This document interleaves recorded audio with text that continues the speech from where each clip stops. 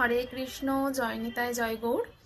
তো দ্বাদশীর দিন সঠিক সময়ে যদি আমরা একাদশী ব্রত পালন না করতে পারি, ধরো সময় আছে 9:40, সেই সময়ের মধ্যে কোনো কারণে আমরা যদি পালন না করতে পারি, তাহলে কি করব আমরা সেই সময়?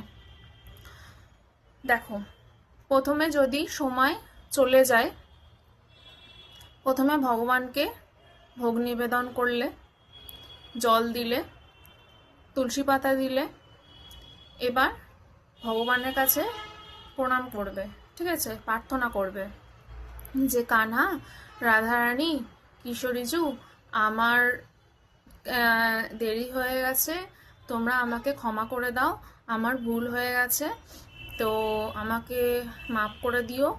আমার দেখো, কানহা রাধারানী ভগবান শ্রীকৃষ্ণ সব কিছুই জানে, সব কিছুই দেখতে পাচ্ছে, ঠিক আছে?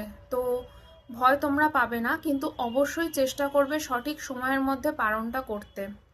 যদি বাই চান্স কোনো কারণে হলো না, তখন কানহা রাধারানীর কাছে ক্ষমা চেয়ে প্রণাম করে, ভালো করে প্রণাম করে ক্ষমা চাইবে।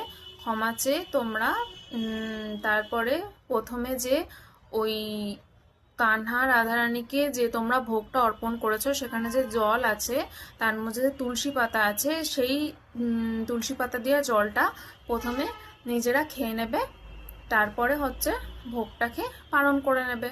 তারপরে কানহা রাধারানীকে বলবে যে আমার ভুল হয়ে গেছে, তুমি ক্ষমা করে দাও।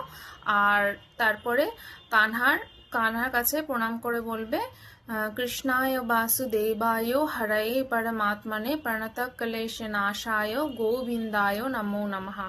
আর রাধারানীকে প্রণাম করবে দপ্ত কাঞ্চন গৌরাঙ্গে রাধে বৃন্দাবনেশ্বরী বিশ্বভানু সুতে দেবী প্রণমামি হরিপ্রিয়ে।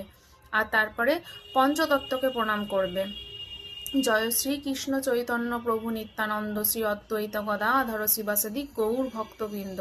এরকম করে সকলকে প্রণাম করে ক্ষমা চেয়ে তোমরা সুন্দরভাবে কানার কাছে ক্ষমা চেয়ে পালন করে নেবে।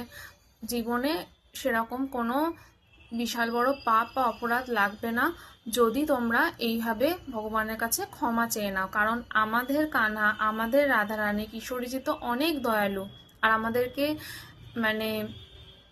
আমাদেরকে ভক্তদেরকে, দাস দাসীদেরকে কানহা রাধারানী অনেক ভালোবাসে, ঠিক আছে?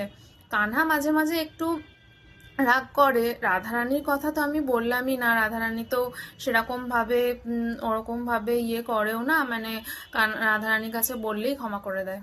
হরে কৃষ্ণ, জয় নিতাই, জয় গৌর।